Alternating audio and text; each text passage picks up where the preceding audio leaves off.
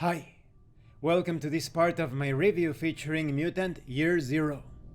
If you haven't seen the other parts of my review featuring this tabletop RPG, where mutated humans attempt to survive the post-apocalypse along with their settlement, please check out the playlist in the description below.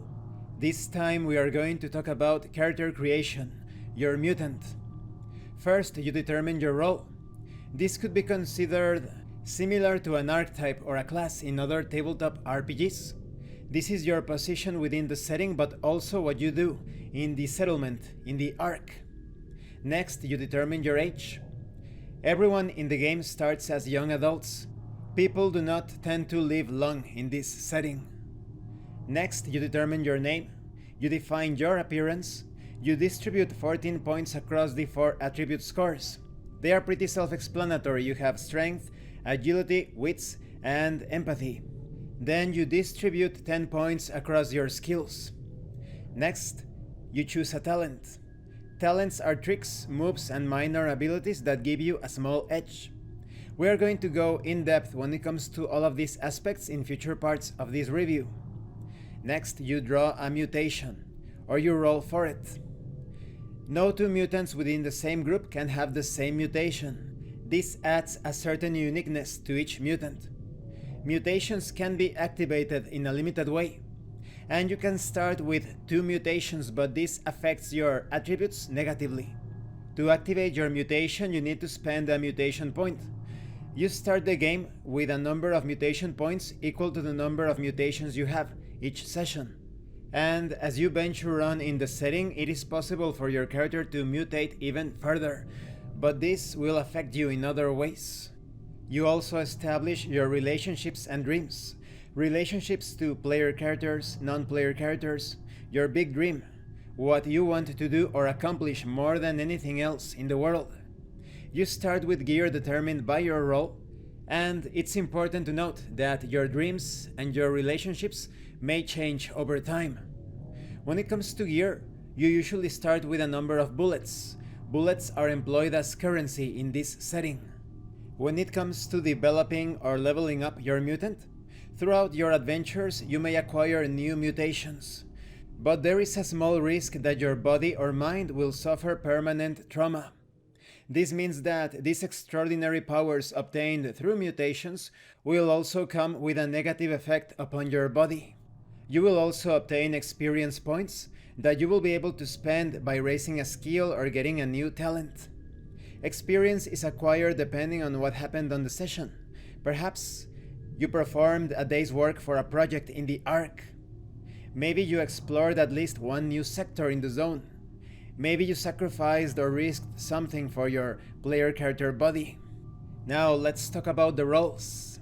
First, we have the Enforcer. Every day is a fight for survival. No one knows that better than you. As long as you can remember, you have been fighting for everything. Your talents are related to, of course, busting heads and heavy lifting, to put it in a way. Then we have the Gearhead. For other people, the zone is an empty wasteland, littered with useless scrap and garbage. For you, it's a gold mine that is never depleted. You have talents related to tinkering and inventing things. And of course, we have the Stalker. Let them stare at you in disgust. Let them shy away from you, afraid the rot will infect them. Let them fear you like death itself. Let them. They hate you, but they need you. Your talents are related to monster hunting and scavenging. Then we have the Fixer. Bullets, grub, water, artifacts, a warm body next to yours. Whatever people want, you can get it, somehow. Your talents are obviously related to obtaining, acquiring, spending, and dealing with all sorts of things. Next, we have the Dog Handler. If there's something the Ark is not in short supply of, it's wild mutts. Unlike you mutants, the dogs breed constantly and survive by feeding on refuse and, when needed, each other. The Dog Handler lives in a symbiotic mutual dependency with his dog. Your talents, of course, have to do with interacting with the dogs and using them according to your needs. And then we have the Chronicler. Everything must be recorded. All the people do must be taken note of. nothing forgotten. Your talents are related to performance and agitating others. Then there is the boss. Human civilization may have collapsed, but the world hasn't ended equally for all. Some lead and others follow. Now, as in the old age, you lead. Your talents are related to commanding others and even fighting. And then we have the grunt. It feels good to work hard. You toil with your bare hands to have a purpose. Now, if I remember correctly, this used to be the slave in the first edition, or rather the first printing of this RPG, but then some virtue signalers started to attack the author, the designer, and they changed it to grunt. But you can see in the illustration that there is this chain or manacle in the ankle of the character. So yes, excuse the author for thinking about slaves in a savage, lawless land.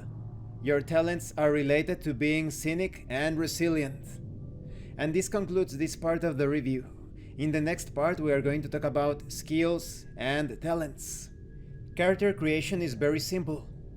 Now, I really like it that when it comes to all of these roles, you have different choices of appearance, talents, relationships to other player characters, non-player characters, your big dream. So you can think of your own relationships, your own big dream, but if you want to get started right away, this is quite handy. I also think that these relationships to non-player characters could serve as adventure seeds, because they name some non-player characters that perhaps could be of importance when it comes to the campaign that you are running. Thank you for watching this part of the review, and thank you for your likes and your comments. If you have any questions or comments, please let me know. And thank you so much to those of you that are going the extra mile to support the channel. If anyone else wishes to further support the channel, the information on how to do that will be in the description below. And remember, it is better to roleplay and fail in character than not to roleplay and fail as a player. Once again, thank you, and see you later.